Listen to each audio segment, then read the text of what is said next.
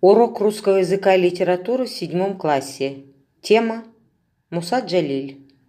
Жизнь и творчество. Стихотворение варварства. Учитель русского языка и литературы Насанова Салима Кремгиреевна. Жизнь, отданная борьбе. Цель урока – формулировать проблемные вопросы по тексту, позволяющие выдвигать идеи, предположения и отвечать на вопросы, приводя аргументы, связывать информацию текста с другими фактами из реальной жизни. Критерии оценивания.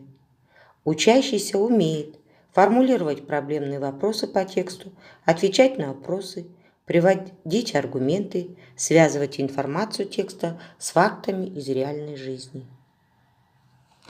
Опрос домашнего задания. Что вы узнали о детских и юношеских годах жизни и творчества Мусы Джалиля? Что способствовало формированию поэта как человека стойкого духом? Какие его ранние стихи вам понравились? Прочитайте наизусть несколько стихотворений. Постановка проблемного вопроса. Какую роль играла в годы войны поэзия? Знаете ли вы имена поэтов-фронтовиков?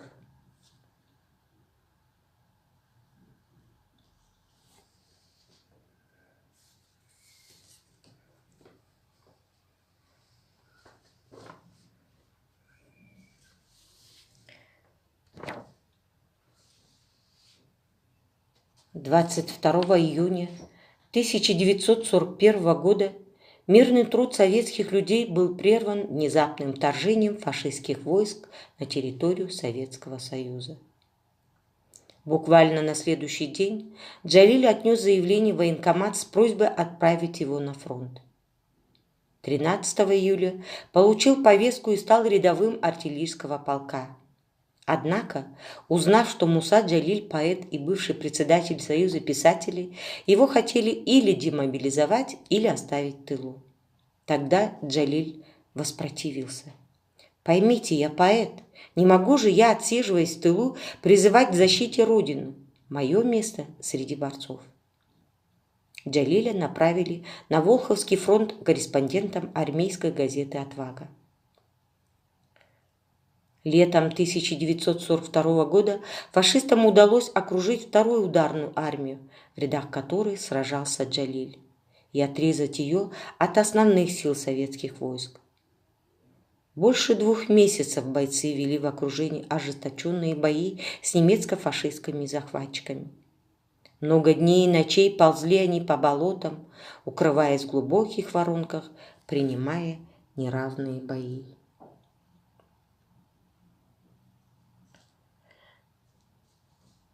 «26 июля Муса с группой бойцов на машине пытался проскочить к своим, но посыпались мины.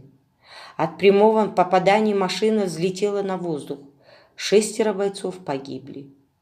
А тяжело раненый, потерявший сознание старший политрук Муса Джалиль взрывной волной был отброшен в сторону. Он пришел в себя уже в плену. В своем стихотворении «Прости, Родина» он излил свое первое горе.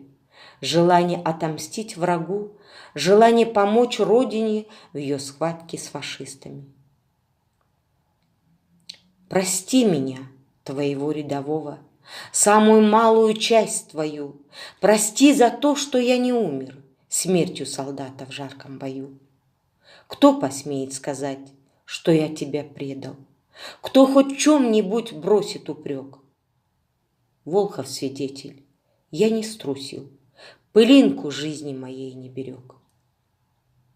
В последней строфе звучит тоска о том, что пистолет дал осечку, и он, раненый, попал в руки врагов. В основе стихотворения лежит мысль о непокоренности, о несокрушимом мужестве, о верности родным, народу, Родине.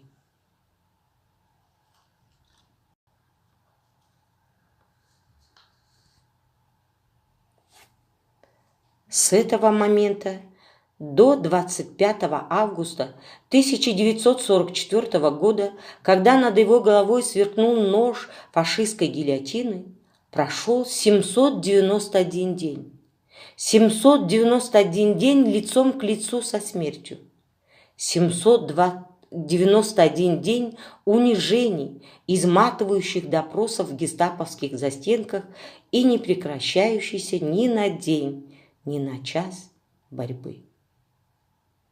Перестали приходить его письма родным и знакомым, перестали поступать в редакцию газет и журналов его стихи. Джалиль пропал без вести. Теперь мы можем довольно точно проследить путь Джалиля с того момента, когда он, попав в окружение на Волховском фронте, казалось бы, надолго был вычеркнут из списков активных борцов с фашизмом. Но на деле все произошло не так. Муса был жив и, значит, не покорен. Раненого поэта бросили в холмский лагерь. Оттуда его перевели в Демблин, потом в лагерь под Вустрау. А весной 1943 года Джалиль попал в Радомский лагерь. Здесь он вошел в подпольную организацию советских военнопленных. Фашисты вели идеологическую обработку пленных в антисоветском духе, чтобы использовать их в военных действиях против советской армии. Джалилю предлагали работать в бюро пропаганды комитета «Идель-Урал». Гитлеровцы надеялись на успех, если в формировании легионов будет участвовать известный татарский поэт. Джалиль принял смелое решение. После долгих раздумий он согласился и, пользуясь свободой, стал разъезжать по лагерям, организуя людей на борьбу. Но следует заметить, что подпольная работа в татаро-башкирском легионе началась задолго до того, как Джалиль получил возможность к ней подключиться. Колючей проволоки чистоколом окружены бараки и пески. Вот здесь и копошимся мы в неволе, как будто мы навозные жуки. Находясь в концлагере Шпандау, он организовал группу, которая должна была готовить побег. Одновременно вел политическую работу среди пленных, выпускал листовки, распространял свои стихи, призывающие к сопротивлению и борьбе. По доносу провокатора он был схвачен гестаповцами и заключен в одиночную камеру берлинской тюрьмы Моабит. Ни жестокие пытки, ни посулы свободы, жизни и благополучия не сломили его воли и преданности Родине. Двор Моабитской тюрьмы. Об ужасах неволи написано немало. Одним из таких неповторимых, обжигающих своей подлинностью документов истории являются и моабитские тетради Мусы Джалиля. Муса Джалиль был приговорен к смерти 25 августа 1944 года, казнен на гильотине в тюрьме Плёцензее в Берлине. Посмертно ему было присвоено звание Героя Советского Союза. Зал для казни тюрьмы Плёцензее. Здесь были казнены 11 членов подпольной группы Мусы Джалиля. Все дальше уходят прошлые события Великой Отечественной войны. Выросло уже новое поколение, знакомое уже с минувшей войной лишь по фильмам и книгам. Но подвиг советского народа живет, и Джалиль навечно с нами. Его имя носят улицы, театры, клубы, пароходы. Его именем назван город в нефтяных районах Татарии и центральный проспект в Набережных Челнах и одна из высочайших вершин в Антарктиде. А в центре города Казани есть памятник Мусе Джалилю и музей. Словарная работа. Заполнение таблицы. Задание. Соотнеси близкие по значению слова. Работа с текстом. Учащиеся будут слушать стихотворение Мусы Джалиля «Варварство».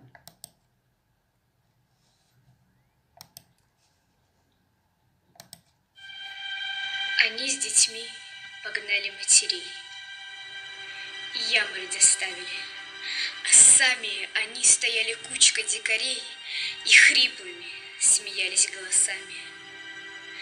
У края бездны выстроили в ряд бессильных женщин, худеньких ребят.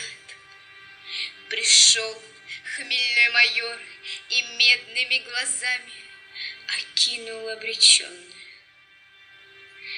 Мутный дождь гудел в листве соседних рощ, и на полях, одетых мглою, и тучи опустились над землею, друг друга с бешенством гоня. Нет, этого я не забуду дня, я не забуду никогда, вовеки. Я видел, плакали, как дети, реки, и в ярости рыдала мать-земля. Своими видел я глазами, как солнце. Скорбная, омытая слезами, сквозь тучу вышла на поля. В последний раз детей поцеловала, в последний раз. Шумел осенний лес, казалось, что сейчас он обезумел. Гневно бушевала его листва, сгущалась мгла вокруг. Я слышал, мощный дуб свалился вдруг. Он падал, издавая вздох тяжелый. Детей внезапно охватил испуг. Прижались к матерям, цепляясь за подолы, и выстрела раздался резкий звук, прервав проклятие, что вырвалось у женщины одной. Ребенок, мальчуган больной, головку спрятал в складках платья еще не старой женщины. Она смотрела ужаса полна. Как не лишиться ей рассудка? Все понял все, малютка. Спрячь, мамочка, меня, не надо умирать. Он плачет и как лист держать не может дрожи дитя, что ей всего дороже, нагнувшись, подняла двумя руками мать.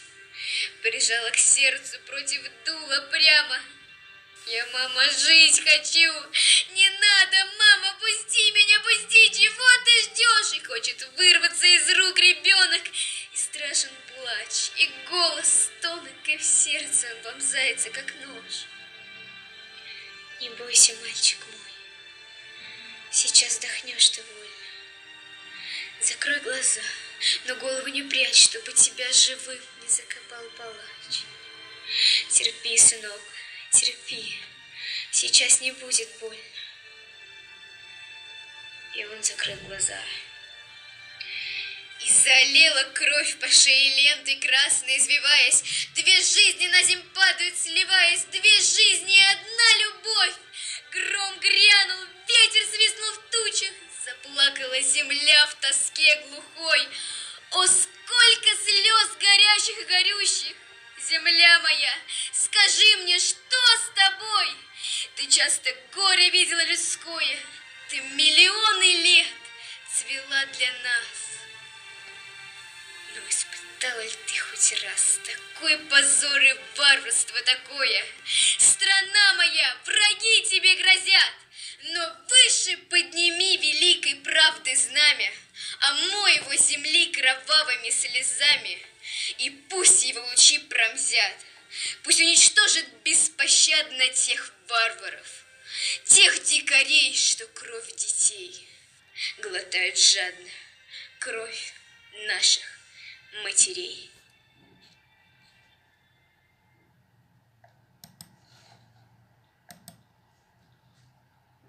Ответы на вопросы. Каков жанр прослушанного текста? Аргументируйте свой ответ. О чем это стихотворение? Каким настроением, какими чувствами пронизано это стихотворение? Учащиеся самостоятельно читают текст стихотворения «Варварство». Выписывайте из текста художественно-изобразительные средства. Образ матери, образ ребенка, образ земли. Объясняет, для чего, с какой целью авторы используют художественно-изобразительные средства. Взаимооценивание. Критерии оценивания. Находит основную идею, тему произведения. Определяет жанр произведения. Анализирует средства языка и их роль в тексте. Выражает собственное мнение. Стадия рефлексии. Плюс-минус интересно. Это упражнение можно выполнять как устно, так и письменно. В графу П плюс записывается все, что понравилось на уроке. В графу М минус записывается все, что не понравилось на уроке. В графу И интересно. Учащиеся вписывают все любопытные факты, о которых узнали на уроке. Домашнее задание. Выучить стихотворение «Варварство». Анализ стихотворений. И по этой ссылке вы можете найти все материалы. А теперь я хочу вам предложить еще дополнительный материал. Жизнь после смерти. 29 апреля 1945 года около 11 часов утра наши войска, наступавшие на фашистский Рейхстаг, ворвались во двор берлинской тюрьмы Моабит, где уже не оказалось никого. Вот здесь-то и была найдена первая весть. Сваленные в кучу догорали какие-то папки. Один из бойцов обратил внимание на валявшийся на земле клочок бумаги, на котором было написано что-то по-русски. Боец поднял листок, разгладил и, не веря своим глазам, прочитал: «Я, татарский поэт Муса Джалиль, заключен в моабитскую тюрьму как пленный, которому предъявлены политические обвинения и будут скоро расстрелян. Если кому-нибудь из русских попадет эта запись, пусть передадут от меня привет товарищам писателям в Москве. Сообщат семье». Сама по себе эта записка уже служила свидетельством того, что поэт и в плену не сложил оружие, а остался верен своему воинскому долгу. Бойцы переслали этот листок в Москву, в Союз писателей. Так на родину поступила первая весть о подвиге Мусы Джалиля. За участие в тайной политической организации среди пленных Мусу Джалиля фашисты жестоко пытали, грозили смертью, но не могли остановить голоса поэта. Он продолжал писать стихи. Это моабитские тетради Джалиля, последние стихи поэта. Из обрывка бумаги он шил 2 блокнота, чтобы скрыть от врага. Он назвал турецко-немецким словарем и хранил в складках своей убогой тюремной одежды. Перед казнью Муса передал блокноты бельгийскому партизану Андре Тиммермансу. Он был заключен в тюрьме вместе с Мусой Джалилем. По окончании войны, вернувшись на родину, Андре Тиммерманс передал блокноты со стихами Джалиля в советское консульство в Брюсселе. Последнее помещенное здесь стихотворение «Новогодние пожелания» написано 1 января 1944 года. В тетрадке есть адрес Джалиля и краткие сведения о нем для тех, кто обнаружит тетрадку. Муса Джалиль, известный татарский поэт, заключенный и осужденный к смерти за политику в Германии. Тюрьма Муса Джалиль. Слова эти написаны по-русски, на случай, если тетрадь попадет в руки тех, кто не умеет читать по-татарски. Джалиль выражался осторожно, за политику, то есть по обвинению политической деятельности против фашизма. Вторая тетрадка тоньше первой. Сшитая часть содержит всего 33 стихотворения, после которых поэт оставил горькую надпись: «В плену и в заточении, сентябрь 1942, ноябрь 1943. Написал 125 стихотворений и 1 поэму. Но куда писать? Умирает вместе со мной». Стихи из этих блокнотов получили широкую известность под именем «Моабитские тетради». Вечная память павшим в боях за нашу Родину. Помните, через века, через года, помните. А тех, кто уже не придет никогда, помните. Какое ценою завоевано счастье, Заклинаю, помните.